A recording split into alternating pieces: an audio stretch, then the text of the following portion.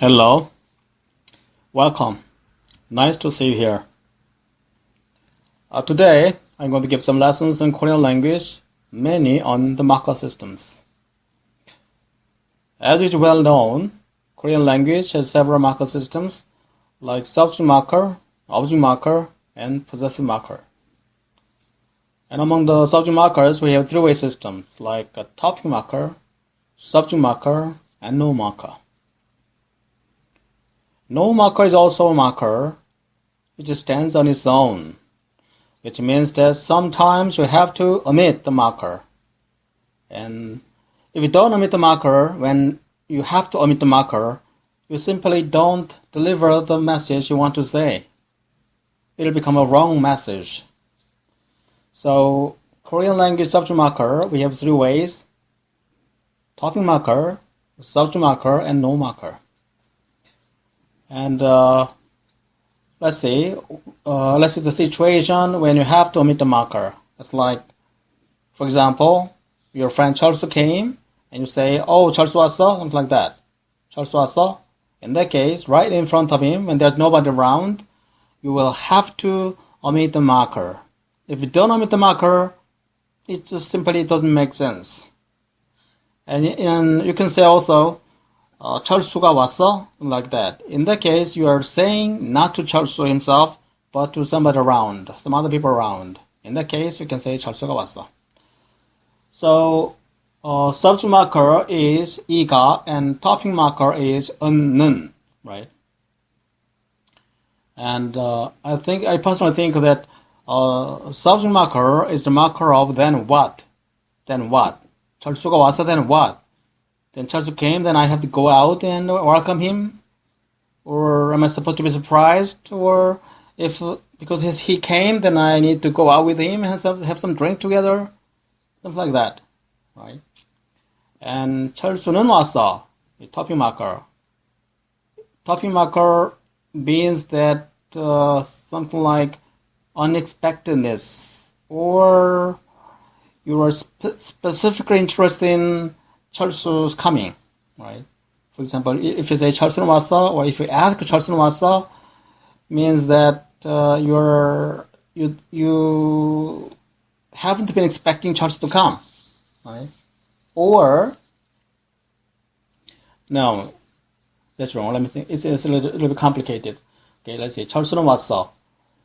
It means that okay, nobody came, and even if nobody came, you are interested in if Charles came, right? Even though nobody came, did Charles come? Something like that. Even if there's nobody showed up, but I expect that Charles, the man Charles, will come, unlike other people. Or many people came to your gatherings or parties, and you are specifically interested in Charles coming. So, among all the people, did Charles come? Something like that. I know that's who came, and I was around, but I'm specifically interested if Charles came. In that case, you can say 철수는 왔어. It's like singling out or spotlighting him, right? 철수가 왔어 is like it's something like you are emphasizing something. 철수가 왔어. Right? So 철수는 왔어. 철수는 왔어 means like something like comparison, something like when nobody showed up, but did 철수 also didn't show up, or whenever and many people came, but even so, I'm still interested in 철수 coming. So in that case, 철수는 왔어, right? In that case, you don't know if 철수 came. And if say 철수가 왔어, like asking question, 철수가 왔어, in that case, you heard that 철수 came, right? So in that case, you can say 철수가 왔어, something like that. So 철수는 왔어 means you don't know if 철수 came. And 철수가 왔어 means that you heard, you know as a fact that Charles came, and then you were asking, really did Charles come? Something like that. Right? And no marker, 철수 왔어 means that 철수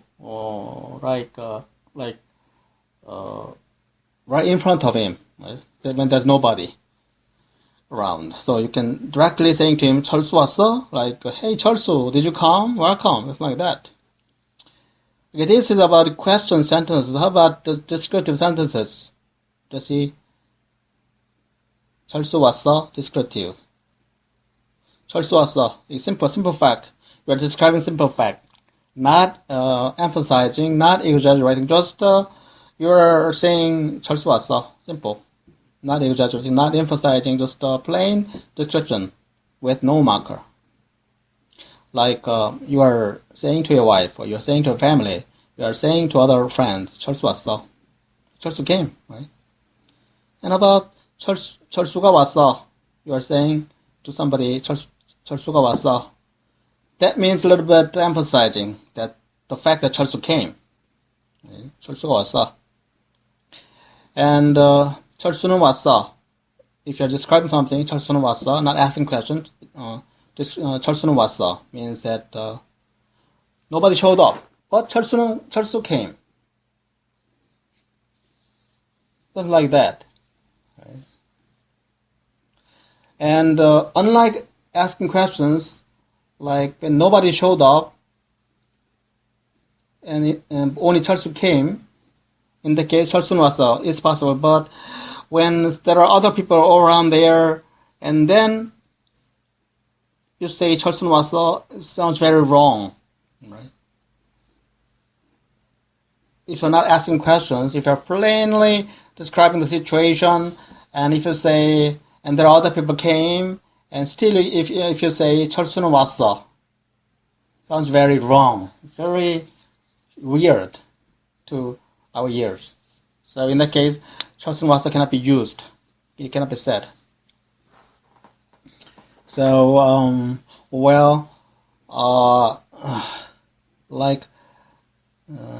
but the marker systems is like English and Chinese doesn't have marker systems, so Chinese speaker or English speaker might have some difficulty, French speaker or German speaker might have some difficulty learning the marker systems of Korean language and Japanese language, but they also have markers in their thought, in their head subconsciously. Like if your friend says to you, 철수 왔어, right? 철수 came, and then you're surprised, and then, oh, really? 철수 came? In that case, you're emphasizing the fact 철수 came, so it is literally translates into subject marker 철수가 왔어, right? And then nobody showed up, but you're expecting 철수, at least you're expecting 철수, then you are asking, even if nobody came, but at least 철수, he should come. Did he come? In that case, you can say, did he come? Something like that. You are subconsciously expressing the topping marker. So in English and in other languages, you are actually saying the marker through your tones, intonations, facial expressions, something like that, right? And without any marker, no marker, you're saying he came. Not exaggerating, not emphasizing, just plain fact, right? He came, just came. You're not trying to say, then what? Just came, then what? We need to go out together with him? Or, unlike everybody else, he at least came to show up, like that? It's not, if you don't want to say that, you plainly say, just came, right?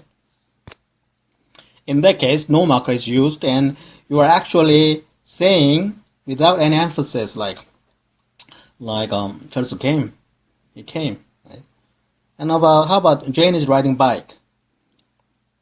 No marker is like Jane 자전거 탄다, 철수 자전거 탄다, right? 철수 자전거 타네. You are not emphasizing, you are not exaggerating. 철수 자전거 타네, right? 철수 is riding bike.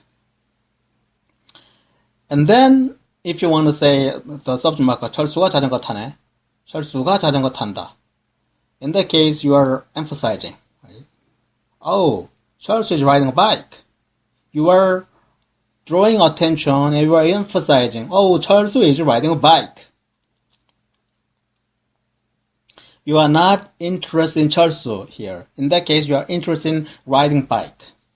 Charles is doing what? Riding bike. And 철수는 자전거 탄다. Topic marker. It's like you want to say that you are not interested in riding bike. You are interested in 철수. Right?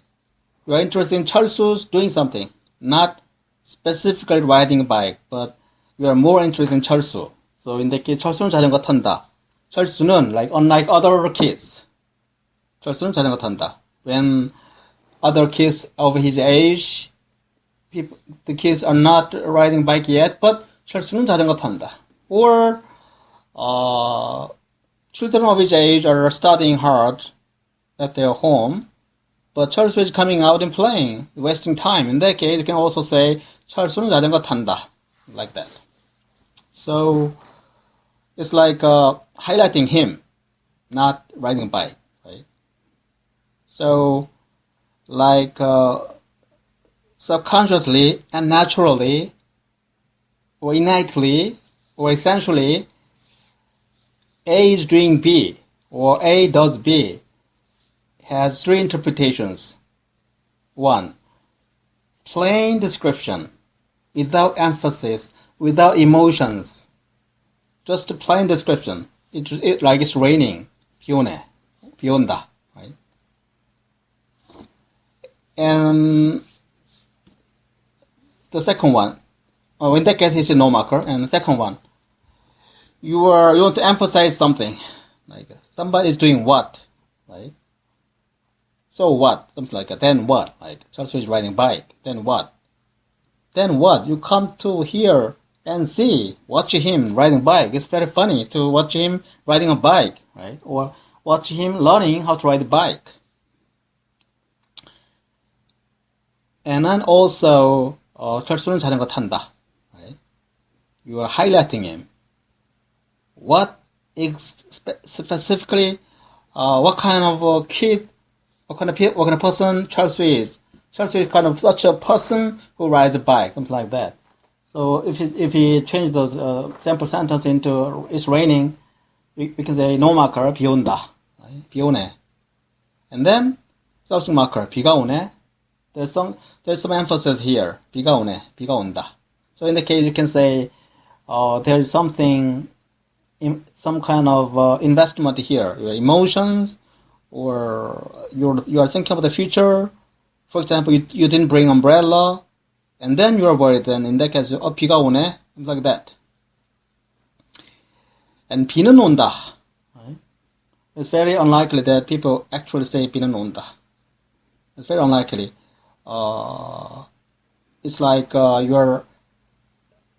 people are usually interested in raining, right? Rain rains, it rains.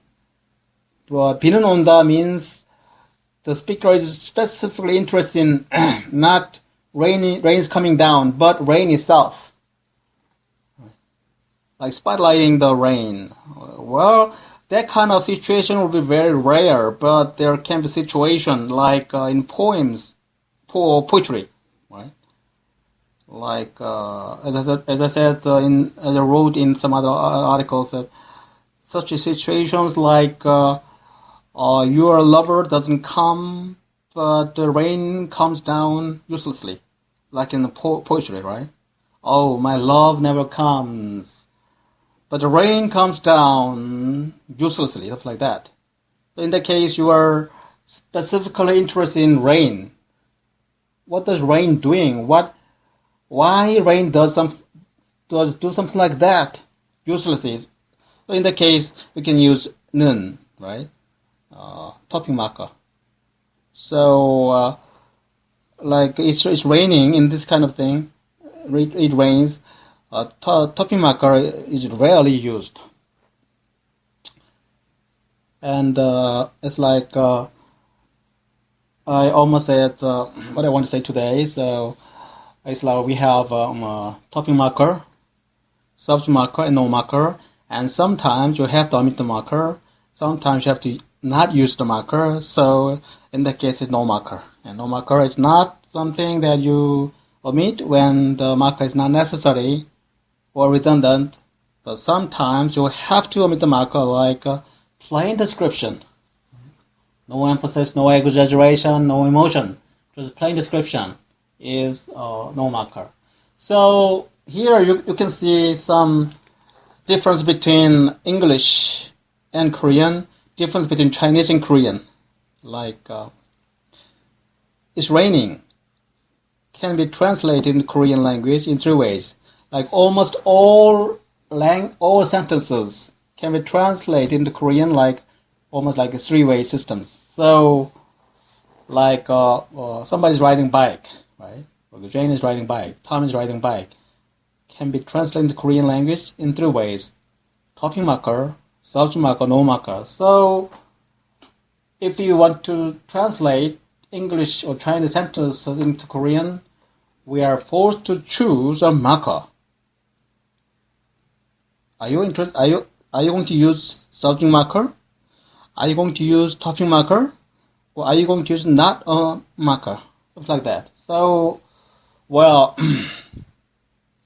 it's like Jane is riding bike. It's a good sentence. It's raining is a good sentence. Or if you want to say that in Korean, we have to choose a marker. Sometimes we don't want to choose a marker, so we just say it's raining, but that's not possible in Korean language. So you can see English sentences are very abstract. Just plain something. But in Korean language, it's not possible. You have to choose a marker, and you have to make it look like some real situation. So there without any marker, so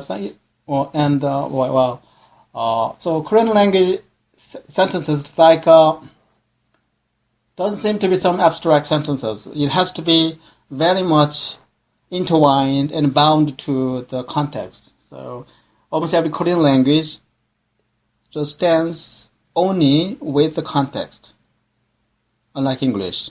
And English sentences stand on its own without any context, and Chinese also. So this is a huge difference. So like here we can see that teaching English and Chinese and teaching Korean is very different. Like it's raining, you can teach that in English learning. Like it is a subject, is a verb, be 동사, be verb, and raining is like a present participle, something like that. So it means that it is raining. The rain is coming down now. The present progressive, tense, something like that, or aspect. But in Korean language, that is not possible. You have to choose a marker. Like if you are describing without any emotion, without any investment, without any attachment, you can say 비 온다.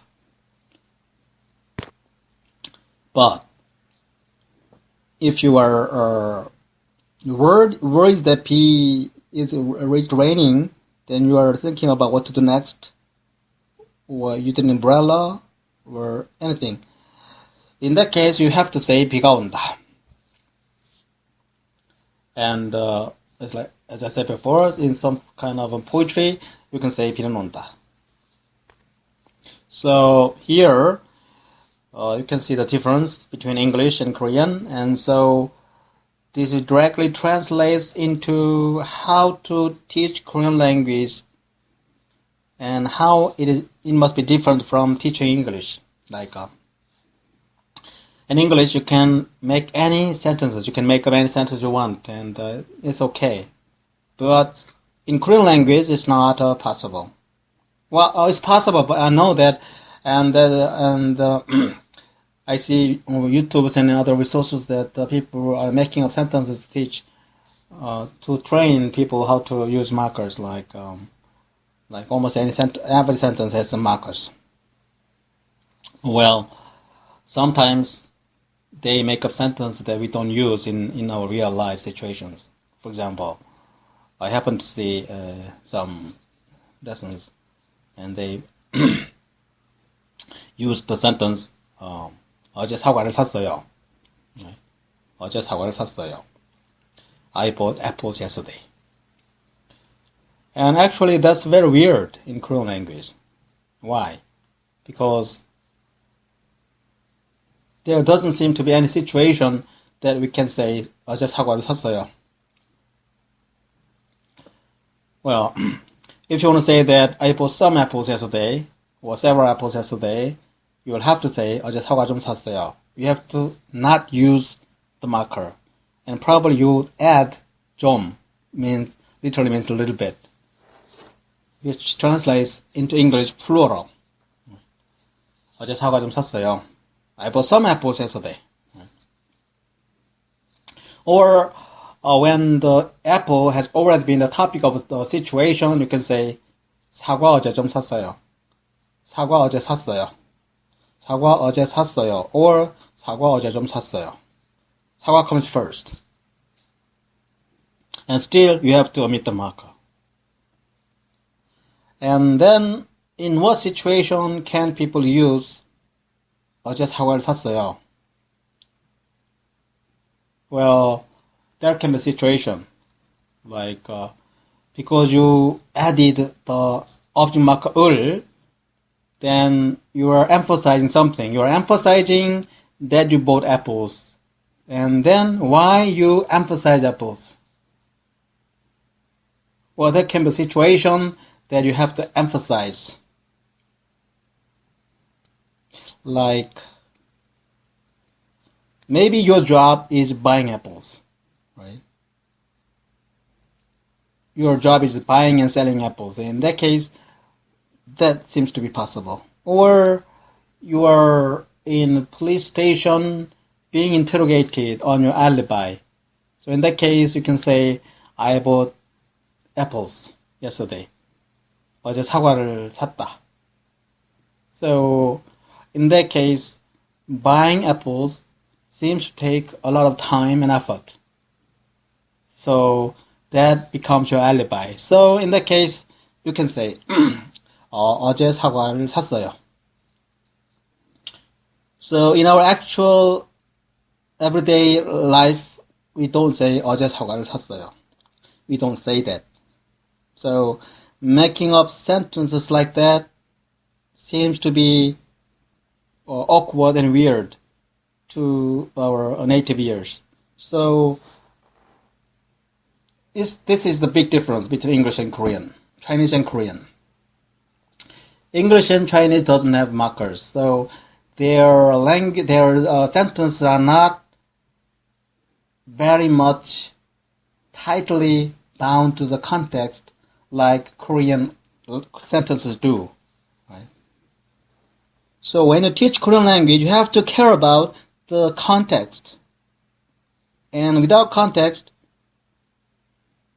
if you make up the markers, you fail to complete or achieve your goal of teaching Korean language, because the marker itself is used only in some specific context, like 어제 사과를 샀어요. In that case, 사과를 샀어요 is used only in some kind of very rare occasions, like your job is buying and selling apples, or you are being interrogated in a police station by a detective on your alibi, something like that. So how silly it is that you are teaching people 어제 사과를 샀어요 is like some real life situation sentences. Well, that can be true in English or Chinese, but in Korean, that's not true. So you have to, I think that Korean teachers will have to be very careful about the made-up sentences. Whether they are teachers of native Korean or teachers of some foreigners, they still have to care about the context to teach people on the marker systems. Because Korean marker systems doesn't stand on its own, and it heavily, totally relies on the situation and context. Okay, to today I have been trying to give some ideas on Korean marker systems, mainly subject marker systems. So maybe next time I'll come back and give the answers to the questions that I posted on the YouTube comment section, which was mainly on the marker systems. Okay, see you then. Thank you.